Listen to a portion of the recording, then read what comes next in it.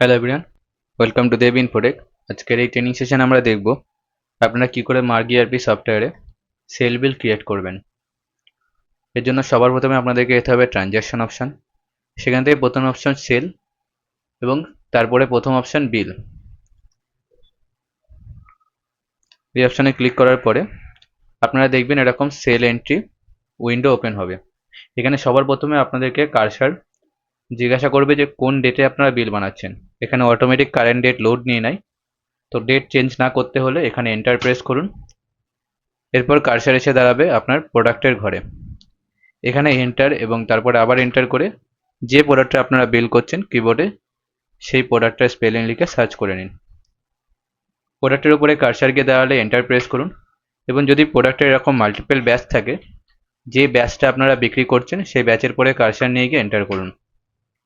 এরপর সেই প্রোডাক্টের সমস্ত ডিটেলস, যেমন কতগুলো ট্যাবলেট বিক্রি হচ্ছে অথবা স্ট্রিপ বিক্রি হলে অ্যারো দিয়ে স্ট্রিপের ঘরে গিয়ে কতগুলো স্ট্রিপ বিক্রি হচ্ছে, এমআরপি অটোমেটিক লোড নিয়ে নেবে। এরপর ডিসকাউন্ট পার্সেন্টেজ নিজের হাতে লিখে এন্টার করুন। যদি এরপরে আরও অন্যান্য আইটেম থাকে আবার এন্টার করে অন্যান্য আইটেমগুলোকে ঠিক একইভাবে সিলেক্ট করে নিন। এরপর যদি আপনাদের সমস্ত এন্ট্রি কমপ্লিট হয়ে যায় তাহলে বিল সেভ করার আগে আপনাকে এই যে কার্সারটা দেখছেন ছোট হয়ে গেছে, এটাকে কিবোর্ডে এসকেপ অর্থাৎ বাঁদিকে ইএসসি বাটন প্রেস করে বড় করতে হবে। এরপর সেভ করার জন্য কন্ট্রোল ডাব্লিউ বাটন প্রেস করুন। কার্সার গিয়ে দাঁড়াবে আপনাদের পেশেন্ট নামের উপরে।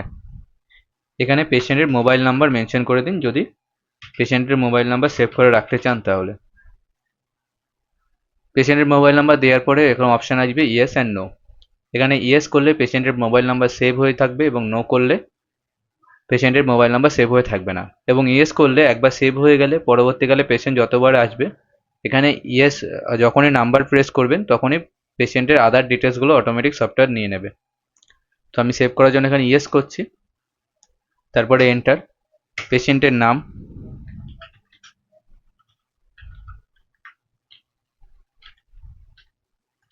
এরপর এন্টার করে বাকি ডিটেলসগুলো দিতে হলে দেবেন, নাহলে ডাইরেক্ট সেভ করার জন্য আবার কন্ট্রোল ডাব্লিউ বাটন প্রেস করবেন। তারপরে এন্টার করলে কার্সার গিয়ে দাঁড়াবে ডক্টরের নামের পরে। ঠিক একইভাবে যেভাবে পেশেন্টের নাম্বার লিখেছিলেন একইভাবেই ডক্টরের ইনফরমেশন এখানে আপনাদেরকে দিতে হবে।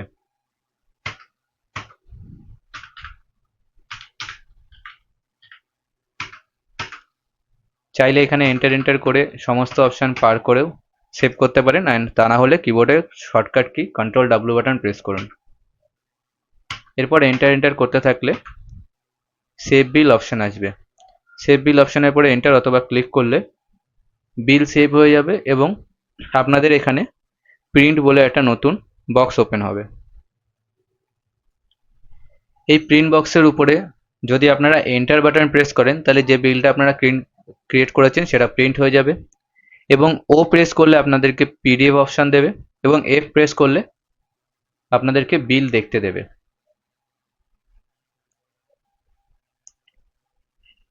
এরপর সমস্ত কাজ হয়ে গেলে এসকেপ করে বাইরে বেরিয়ে চলে আসুন এবং তারপরে আবার নতুন বিল ক্রিয়েট করতে পারবেন। Thank you.